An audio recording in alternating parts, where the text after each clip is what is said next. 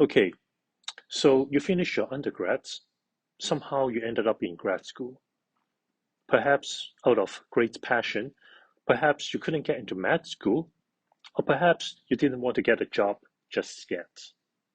Either way, you worked your ass off for 4 years, 6 years, or even 10 years.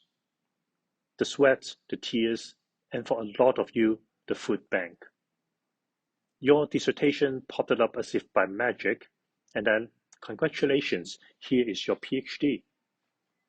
Your parents are so proud of you. So is your student loan. You got to celebrate. You can do a bit of this, as well as a bunch of these. Except 90% of you are going to move on. Maybe from academia, maybe from science entirely. All of a sudden, you don't really need your publication record for anything. And then, the papers that are the essence of your hard work essentially become less handy than a row of these. Wouldn't it be nice to have your papers to go a little further? Let's try this. The GlucoXe Continuum, the rite of passage of a published scholar in science. First, a bit of a disclaimer. GlucoXe is still a fragment of my imagination. However, the technology is already here. It is a matter of someone putting it together. I would like to take a step at it, but I need you. I need you to take up the responsibility with me. And I need you to take this as a sacred duty of being a scientist. Disclaimer number 2. This fantasy is not in any way associated with my current employer. Moving on. So, GlucoXe consists of 2 components, the community and the economy. Here is how things are going to work. The paper that you published is going to make its way to the community. Members from the community will look at your paper. If everything checks out, they will accept you to the community. The paper itself is going to be written onto the blockchain and in turn minted into a coin. In essence, GlucoXe is a cryptocurrency based on scientific publication. The goal is for it to become the basis of an economy that serves the scientific community and beyond. The newly minted coin will be distributed, first of all, to you, the first author of the paper, as well as your co-authors. The folks who accepted your paper to the community will get a share. The governing council will get a share. The publisher will get a share. Yes, you heard it right. The evil publishers. Let me explain. There are currently 2 types of scientific journals. The first type, open access journals, where you can go to their website and read whatever you want for free. However, if you look closer at their business model, it is based on the exploitation of publishing scientists. The second type, hide behind paywalls, where if you want to read a paper, it's $30 a pop. By the way, they charge thousands for publishing fee as well. The joke here is that the authors of the paper never see a cent of whatever the fuck that the publisher makes. There is this movement trying to push all journals to become open access. It is deeply flawed in my opinion, aside from the exploitation of publishing scientists. I will put it this way. Let's say I work for a pharmaceutical company. We have just developed a super drug, but we need to publish the data in order to sell it. We shop for a journal to publish our manuscript. We care deeply about the impact factor of a journal. But what makes you think that we give a shit of whether a journal is open access or not. Now, I invite you to extrapolate this to the rest of the industry. Publication is not just a hobby that comes exclusively from the ivory tower. Bottom line, the paywall is not going away. You cannot shame it out of existence. You cannot steal it out of existence. This is a classic example of misaligned interest. What I hope GlucoXe can do is to provide a sensible incentive structure so that the antagonistic relationship between readers and publishers can turn into something less confrontational. Let's also take a minute to look at a couple of add-on features. Number one, bounty. The newly minted coin from your paper, a share of it will feed into some sort of a jackpot. If anyone in the community managed to catch a fraud paper, like the now infamous Alzheimer's paper, she can tag the paper, and that can snowball into a full investigation. And if the paper is indeed deemed to be a fabrication, she will get a good chunk of the bounty, as well as a lot of publicity. She can be a published scholar, a grad student, or even an undergrad. There is no hierarchy in this matter. There is no hiding from behind the ivory tower. And I think this will be a very effective way to keep people honest. Don't trust, verify. Next, NFT. Your paper will turn into NFT, where anyone can bid on it and buy it. The proceed goes to you and your co-authors and others. The owner of that NFT will have prioritized connection to you through the community, with your consent, of course. Let's say if you have a high-profile paper, that NFT can even become a popular trade item. Now that you are part of the tribe, you have the privilege and the responsibility to contribute computing power to the community. You can start with storage space. You have a lot of it in your phone and in your computer. You have plenty to spare. At some point, you may even want to contribute more. The NFT owner that we talked about just now has the right to contribute as well. We will use the space to host scientific publications, including yours. Members of the community will be able to read them. I call it community access, in contrast to open access. Whoever reads your paper will need to pay a fee in GlucoXe. Having said that, the readers will have enough GlucoXe to cover the cost, as long as they fulfill their duty, which is read the paper and lift a finger. The proceeds goes to the authors and a few others, publishers included. This is practically sportified, except it is supported by the cryptocurrency and the economy behind the crypto. There has been several attempts trying to archive the entirety of scientific knowledge. Well, believe it or not, because knowledge can be lost.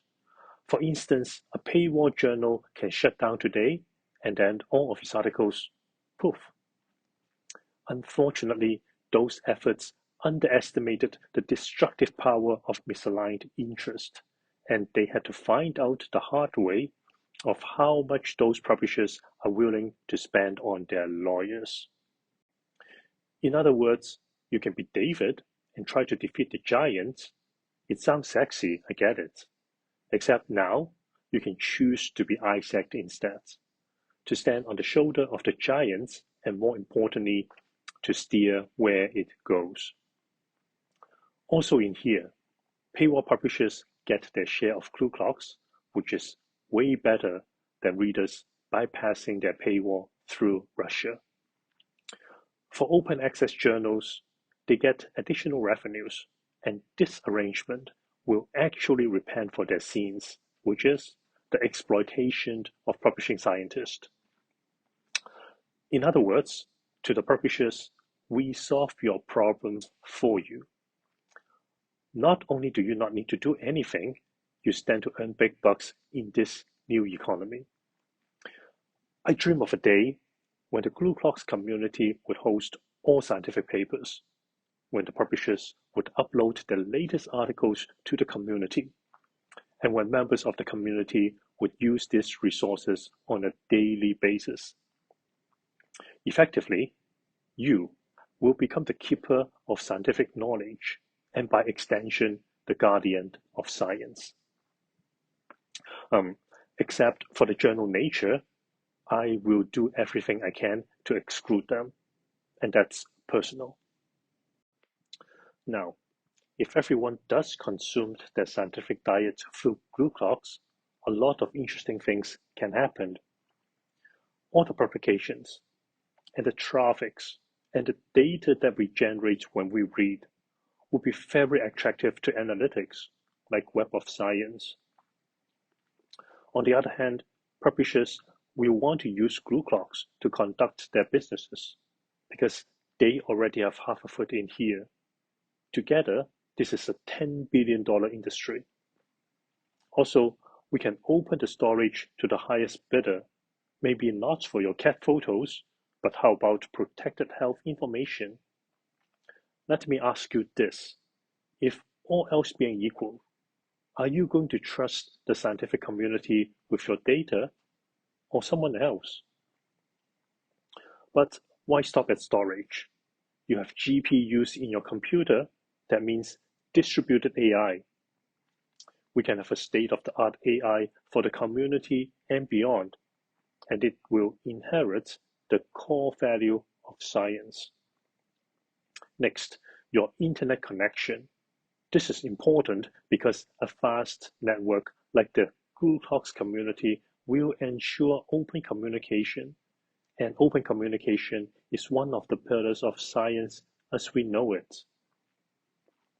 The goal here is to host all these industries. They will manage our collective contributions and turn it into an infrastructure with huge economic potential. In exchange, they will pay you for your data, they will pay you for your resources, and they will pay you to access the best that science has to offer. Is it too far-fetched? Look up at your roof. How many of you have solar panel on your roof like a solar farm? And you are getting paid by your local electric company. The concept is the same here. We can call this distributed farming, just like land, yours to cultivate and yours to nurture. One more thing, remember the NFTs? Whatever they make from the GlucoXe economy, you, who offered the original paper, will get a share. How you want to spend your GlucoXe, it's up to you. Maybe it's enough to pay for your next conference. If you have published a lot of papers, you can become a superstar. You may earn enough to fund your research without having to beg those bureaucrats for fundings. Or, if you want to enjoy life for a change, well deserved. But even if it is a few $100s, in some countries, it may be enough to feed the whole family. Not this one, of course. GlucoXe will be Web3 native. That translates to Decentralized Autonomous Organization, or DAO.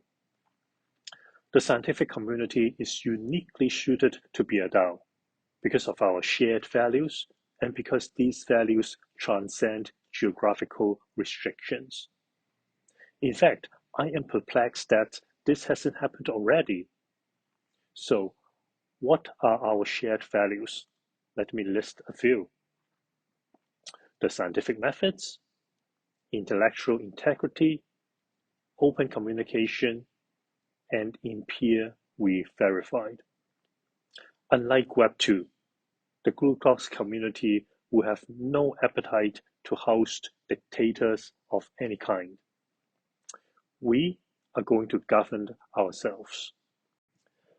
To do so, I would like to propose a concept that I named incentivized democracy. I would say it is a hybrid of direct and representative democracy, and then some. In this system, we need to pay a small fee to vote.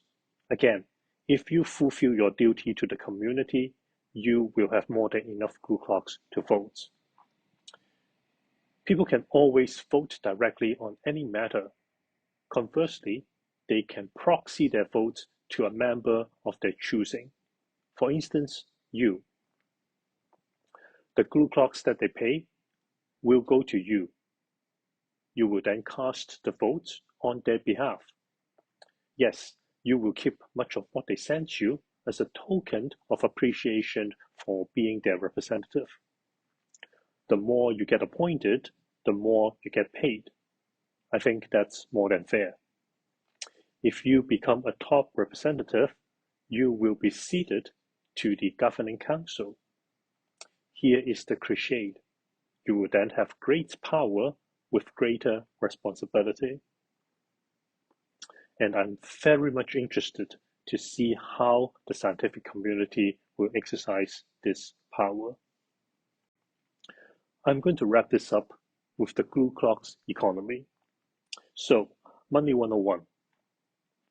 Gold is valuable, but it cannot be used as a currency. It is bulky and difficult to use.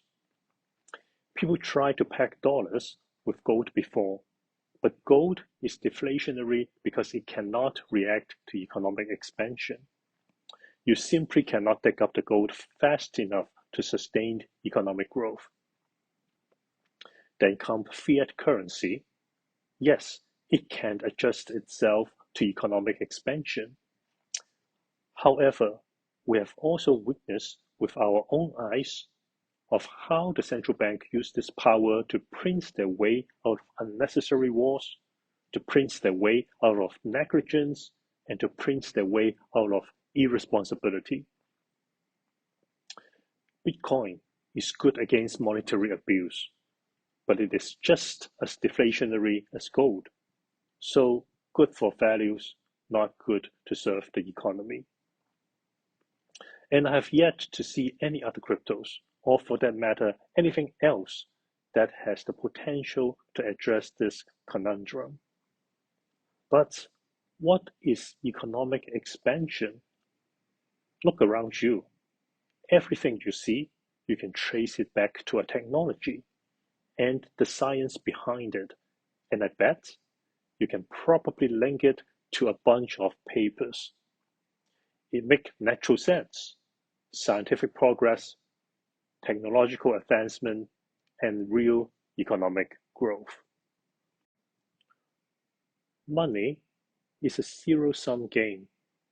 If people start using GlucoXe to buy pizza, we are going to carve out a sizable piece of the economic pie.